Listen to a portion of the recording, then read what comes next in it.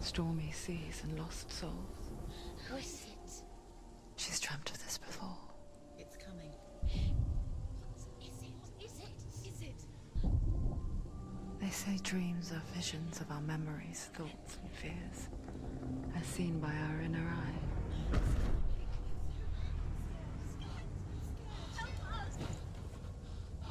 But what if each one of us is always dreaming, even when awake? And we only see what our inner eye creates for us. Is this what hell is? A world shaped by Senua's nightmares. Maybe that's why people fear seeing the world through her eyes. Yes, she's scared. Because if you believe that Senua's reality is twisted, you must accept that yours might be too.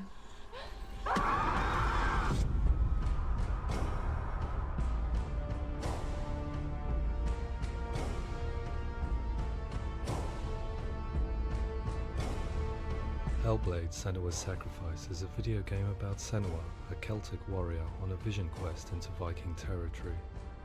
But what sets our hero Senua apart is that she suffers from severe psychotic mental illness.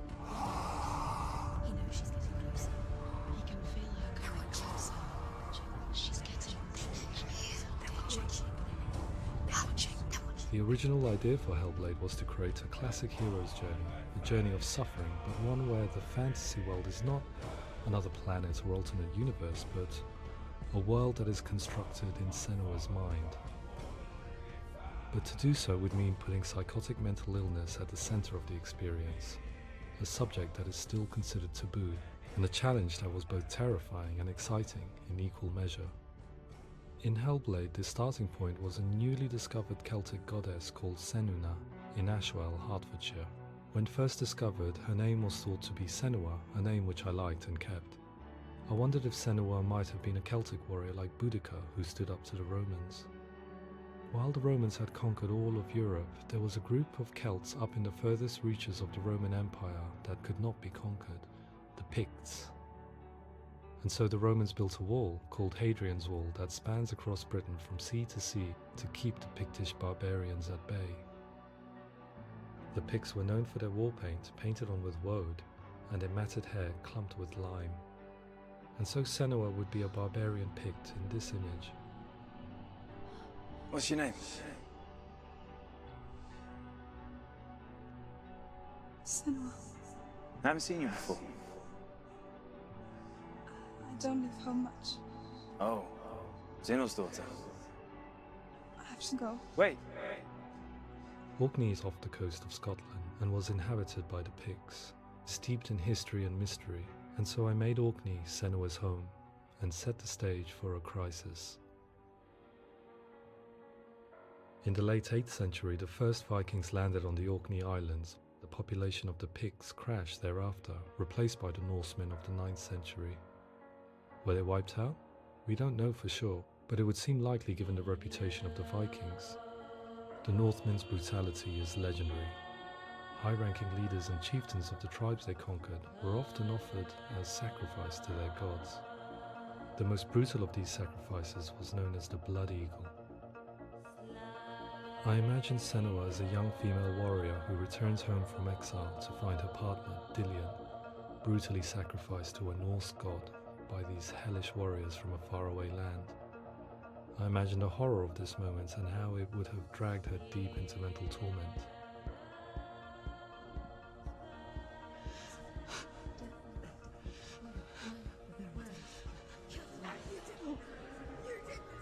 No!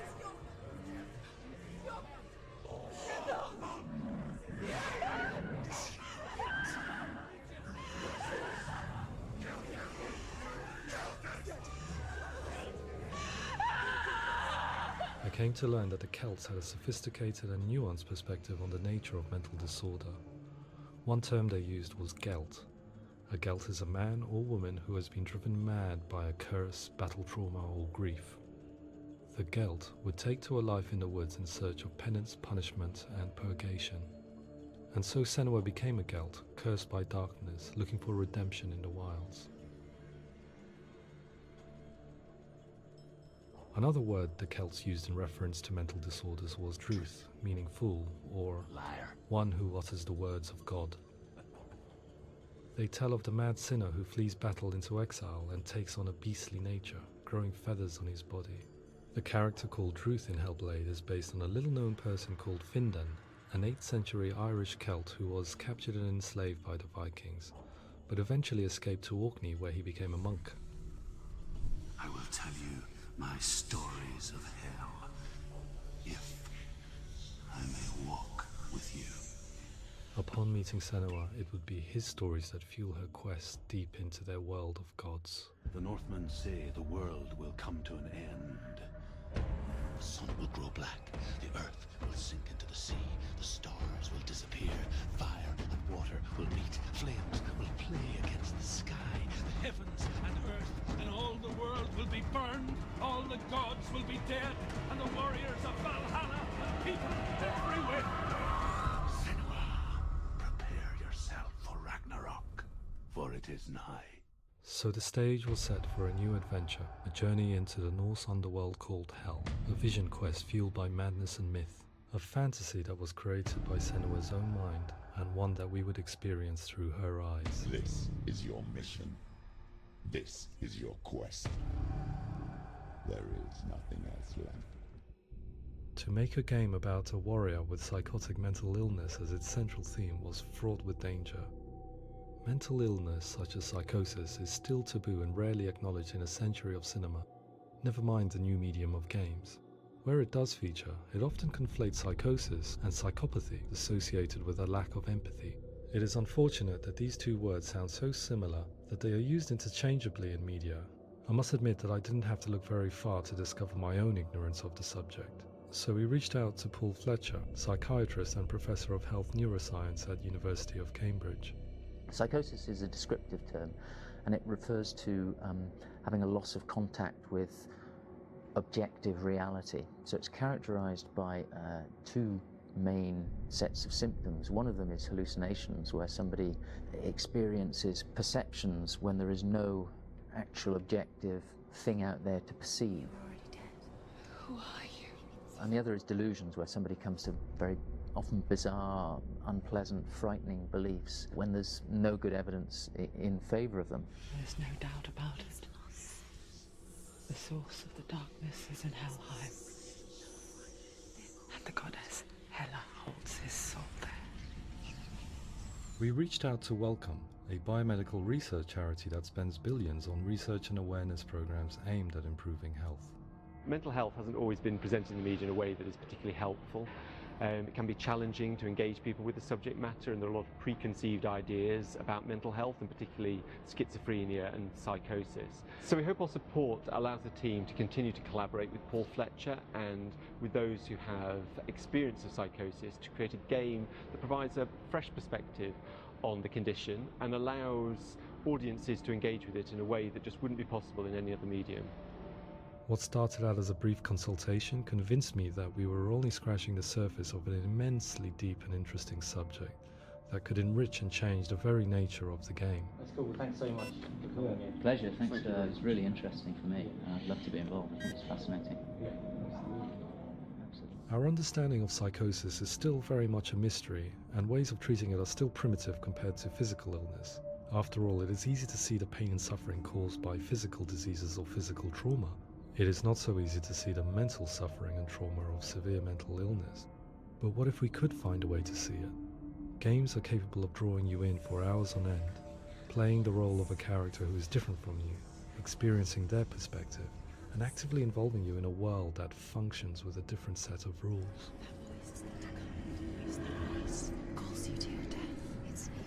If we were to represent Senua's psychosis, we would have to simulate voice hearing, a common attribute.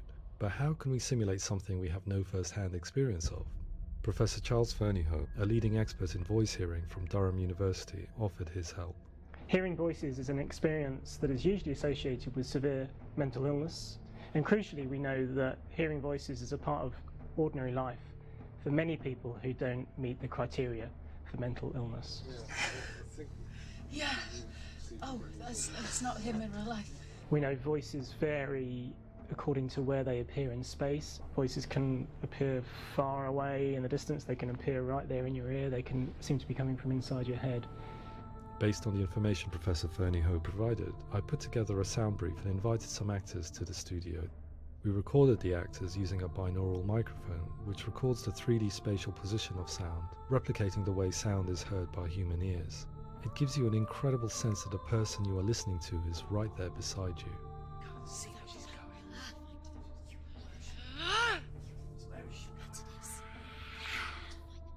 Rachel Waddingham from the Voice Collective came to our studio with 2 young voice hearers to speak to our team. We talked at length about their experiences and they listened to our tests, giving us feedback on how we could improve on it. Everyone hates her. She's cursed. It's very hard to represent what this experience is like, partly because it's such a personal, intense, emotional experience. It's testament to how Ninja Theory have been listening to what the researchers are saying, but also, crucially, listening to the experts by experience. What they've come up with is so compelling. It's by far the best representation I've heard of what these experiences are like.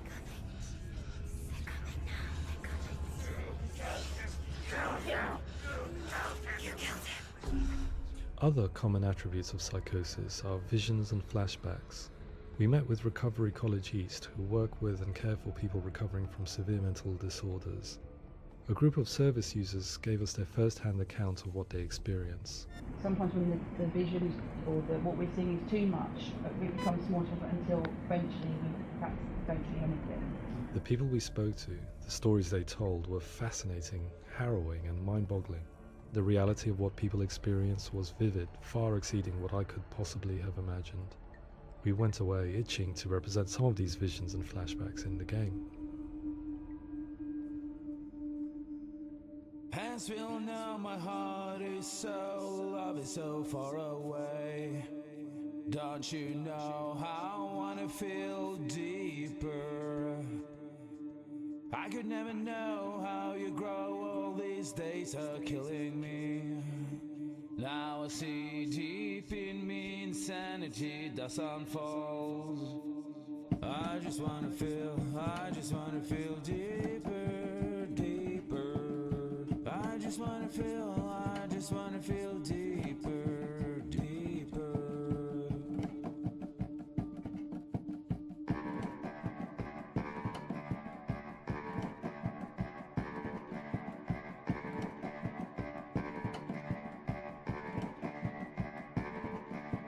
Hands will know my heart is so, love is so far away. Don't you know how I wanna feel deeper? I could never know how you grow, all these days are killing me. Feel like this, read like this, I just wanna live, that's all. I just wanna feel deeper, deeper. I just wanna feel deeper, deeper.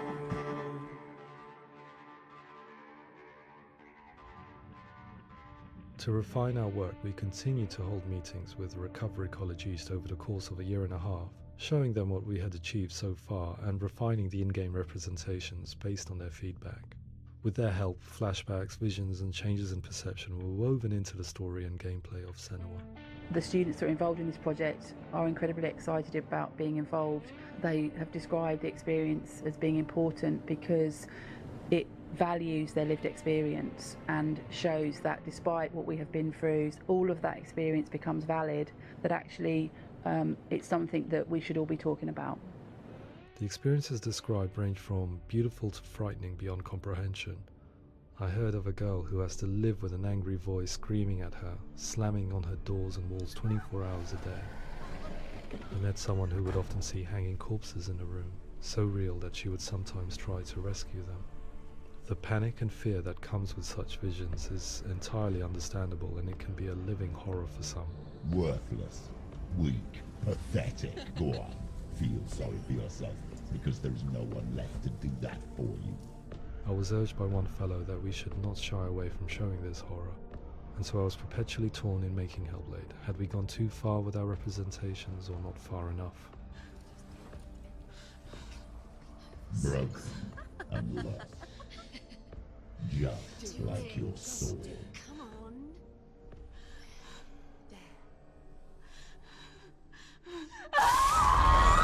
In some ways, voice hearing and visions were the low-hanging fruit, so to speak.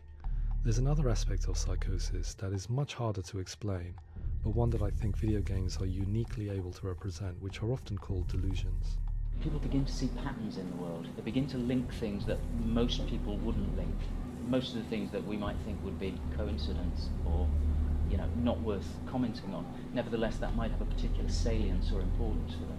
One individual described how everyday words, sounds, colours and objects were steeped in meaning to him, forming a strange and sinister puzzle that he was determined to solve but could not quite get to the bottom of. It's not just brain dysfunction. It's not like the system shut down. It's actually an incredibly creative process. The person creates a world populated with voices and phantasms and terrors, and they're completely immersed in it. They believe in it. We often invite people into the studio to play the game. In one of our playtests, they played through much of the game, making associations between runes, secret messages, and the threat of darkness that stalked them. There are many things that happen in the world of Hellblade that make perfect sense within the context of Senua's mind. The dark rot that's killing her slowly from within, the secret runes of the gods that block her path to Helheim, and strange associations that exist in the game to confuse you. To complete Senua's quest, you have to internalize and accept the logic and meaning behind these things to progress. Afterwards they said that they didn't see much evidence of mental illness in the game.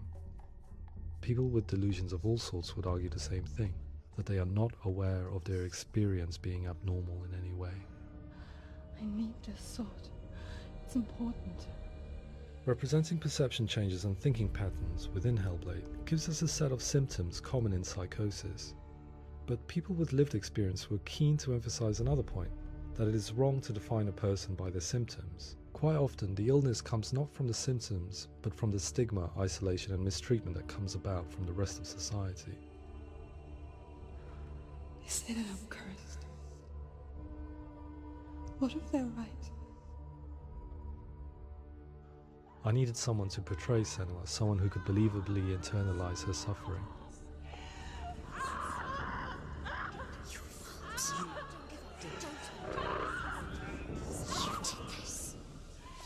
Melina Jurgens, our video editor, had been a stand-in for Senua over a few months while we perfected our motion capture techniques. Without realizing it, she had already auditioned for the role, and I knew her well enough to know that I didn't have to teach her to act, but to relive her own internal pain. As often is the case, those who have suffered mental anguish are never far from us.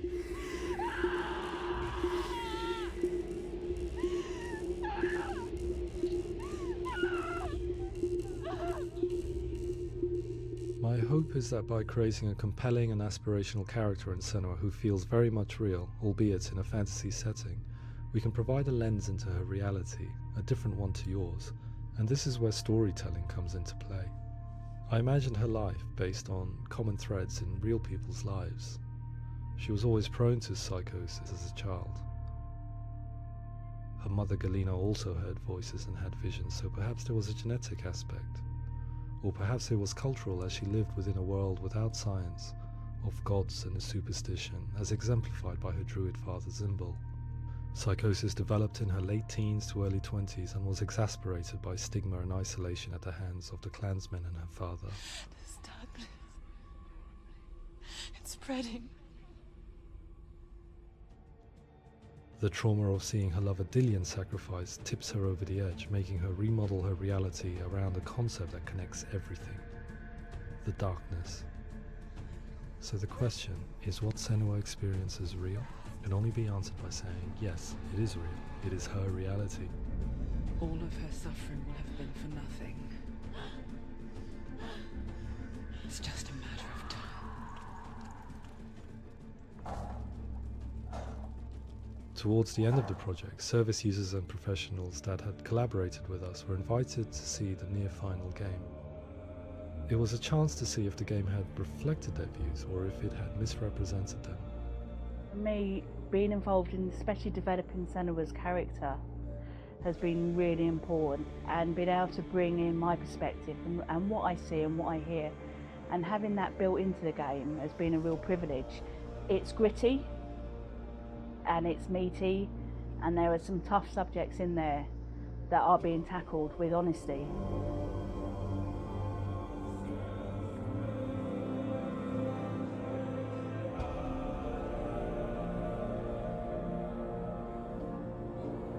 I was blown away by it today, absolutely blown away. It was just fantastic to get the opportunity to use our lived experience in a very creative way. There's nothing tokenistic about the work we've put in. It feels like we've been listened to, things have been taken on board, and I think there was a lot of realism in the game itself, and it feels very authentic.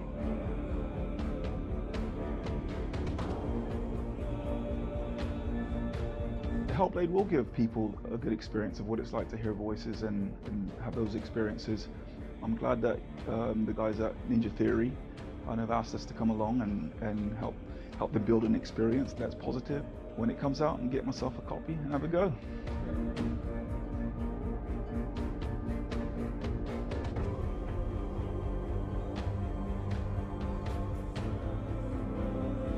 I think all the way through I was really inspired by how the conversations have translated into the game in a way that I think I didn't imagine was possible. So wonderful, really wonderful.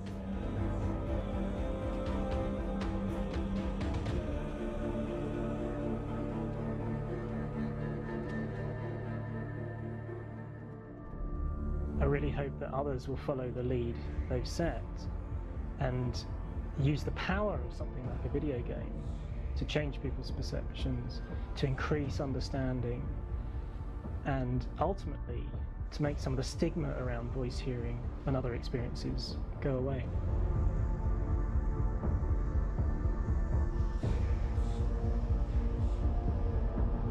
For me, it was really exciting to see something that I explore scientifically being represented so beautifully in a character who's trying to penetrate the mysteries of the environment in which they've been placed, with all of this strange uncertainty and noise and conflicting information that they're getting. I'm very excited by this way of trying to represent mental illness, because I think it actually might be offering us insights that we wouldn't get from pure scientific explorations, and actually giving us quite an empathic view of what it might be like.